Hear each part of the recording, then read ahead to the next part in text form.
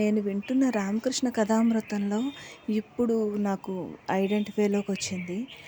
ఏంటంటే ఆయన ఒకటి కల్లా కపటం, అయ్యో పాపం అనే ఆలోచన స్థితి లేని మూర్ఖులు, దుర్మార్గులు చాలామంది ఉన్నారు. అలా ఉన్న వాళ్ళకి, ఇంకొకటి అస్తమాను మడి మైలా అని పట్టు కూర్చునే వాళ్ళకి, ఆహ్, ఇలా చేసే వాళ్ళకి, తర్వాత సందేహం, దేవుడు ఉన్నాడో లేదో, వింటున్నాడో లేదో, చూస్తాడో లేదో అనే ఆలోచనతో ఉన్న వాళ్ళకి దేవుడు ఎప్పటికీ కనిపించడు, వాళ్ళు ప్రయత్నం అనేది కూడా వృధాతోనే కూడుకుంది అని.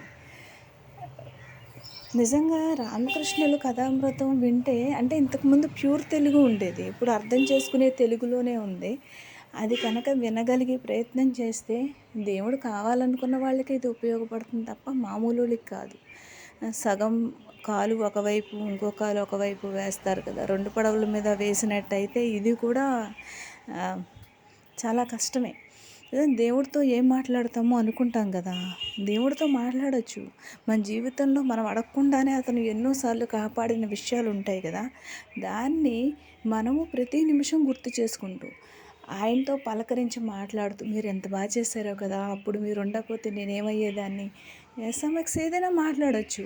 కానీ మనం దానికి బదులు మన చిన్నప్పటి నుంచి మనల్ని ఎంతమంది ఎవరు మోసం చేశారు, ఎవరు బాధ పెట్టారంటే అప్పుడు సేమ్ ప్లేస్లోకి వెళ్ళి ఫేస్లో ఫీలింగ్స్, బాడీ యొక్క మూమెంట్స్ కూడా మారిపోయి తీవ్రమైన ఆవేశంతో మాట్లాడుతుంటాం.